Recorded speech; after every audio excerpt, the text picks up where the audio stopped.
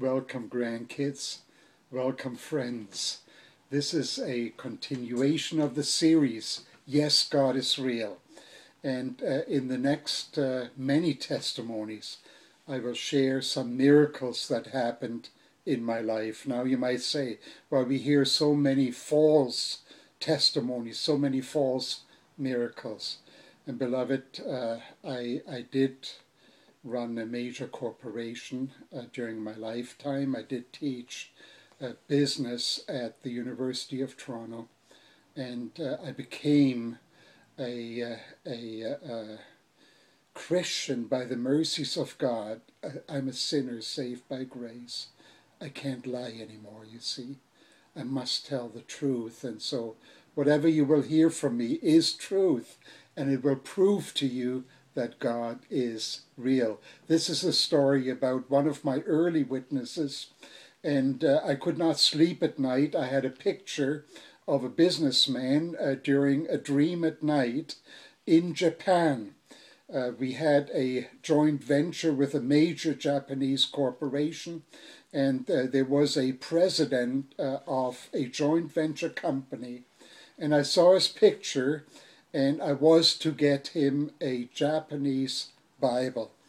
And in prayer in the morning, I was talking with the Lord, and I said, no, Lord, I can't do that. I'm going to lose my job if I give him a Bible. And then the next night, I had the same dream, that I must buy a Bible in the Japanese language for this president of a Japanese company in Japan for my next visit. And again I argued and I said, he might be into Shintoism, he might be into Buddhism. Maybe I have to have respect for him, but then the thought came, if I have respect for people that are on their way to an eternity without the true living God, what kind of respect is that? And so I was convicted, but yet I still did not want to do it. And then the third night, again the dream came, and I could no longer sleep. And so finally I gave up because I couldn't sleep anymore. And I ordered a Bible in the Japanese language. My secretary wrapped it up. She had bought silk ties and silk socks for the other board members of this major corporation in Japan, and flying for 9 hours from Los Angeles to Tokyo, I was pleading with God. And I said, now, Lord, you have to be reasonable.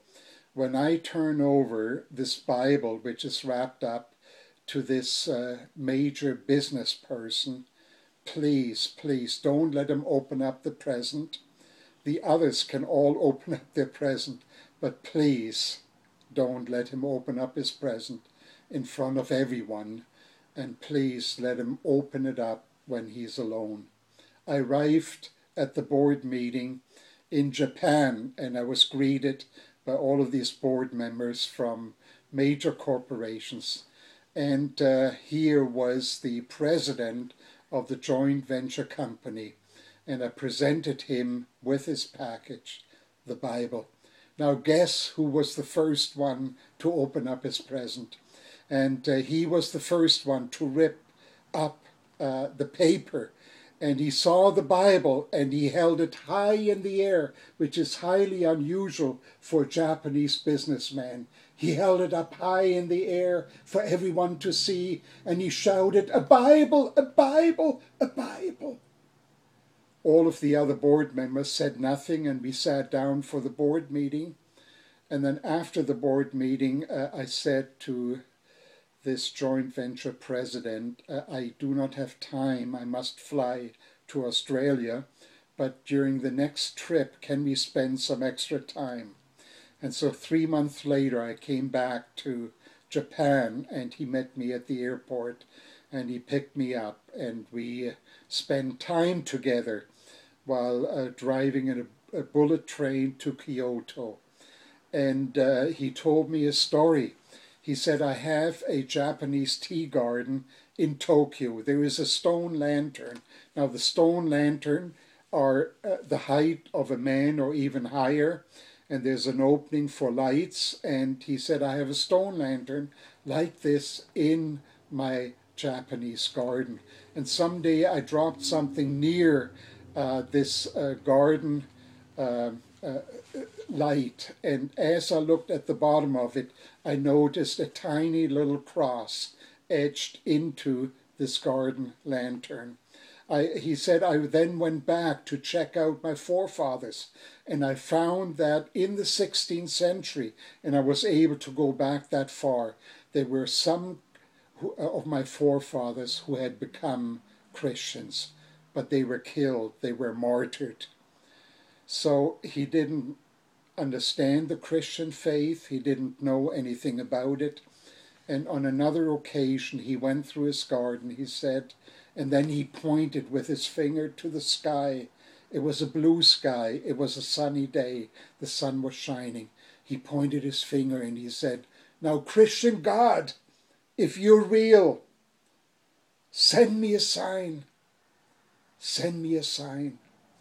And then a few days later, a businessman came from America. The businessman was me. And I tell you a true story. And that businessman presented him with the proof, a Bible, that there is a Christian God. Yes, God is real. Yes, you can believe in him. Yes, you can have a new life. Yes, you can make things right through the Lord Jesus Christ with God the Father. Start your new life. Yes, God is real. Thank you for watching. Goodbye for now.